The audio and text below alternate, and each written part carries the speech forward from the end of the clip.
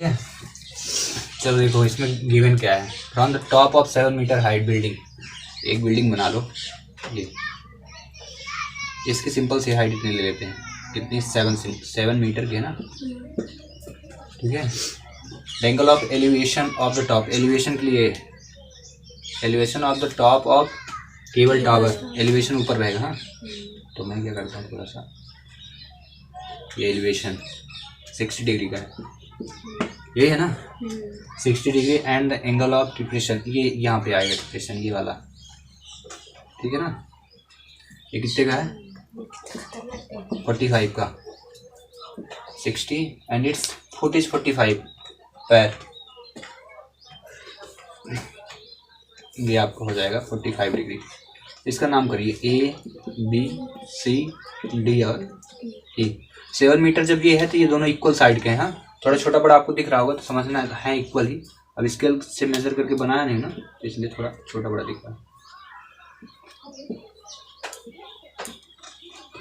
यहाँ पे भी लिख देता हूँ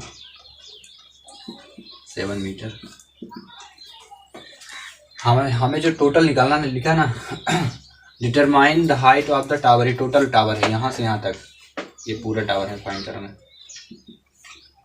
ठीक है। और टोटल टावर क्या होगा ए प्लस बी ई, ये फाइंड करना, ठीक है ना। और साथ ही साथ आपका बेस भी नहीं पता है, इसको हम लेंगे लेट कर लेंगे x.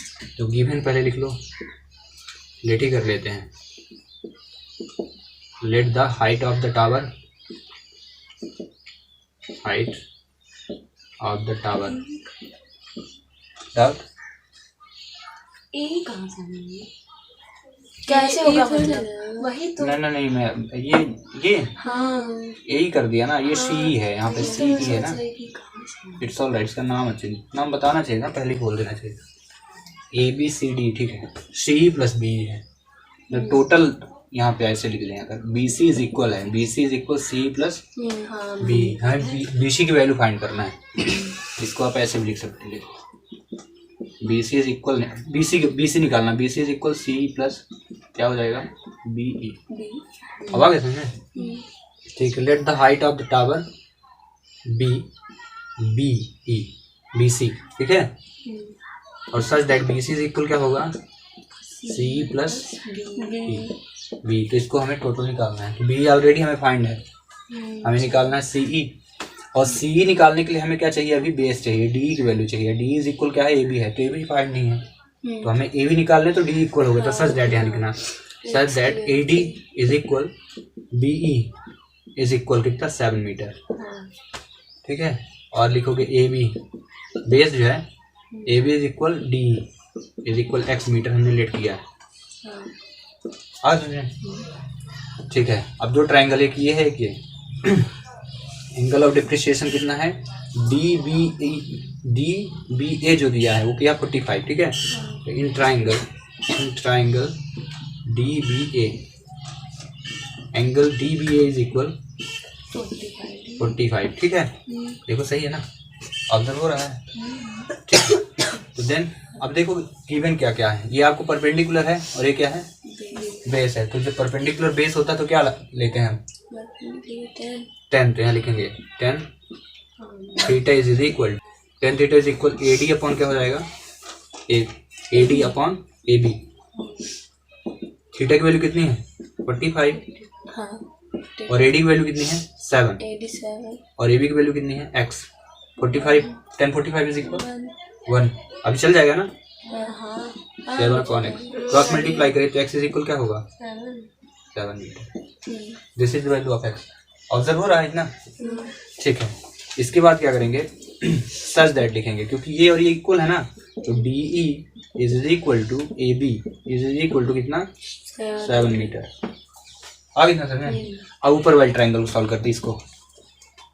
In triangle D E C angle of elevation कितना दिया 60 ना, तो सी डी ई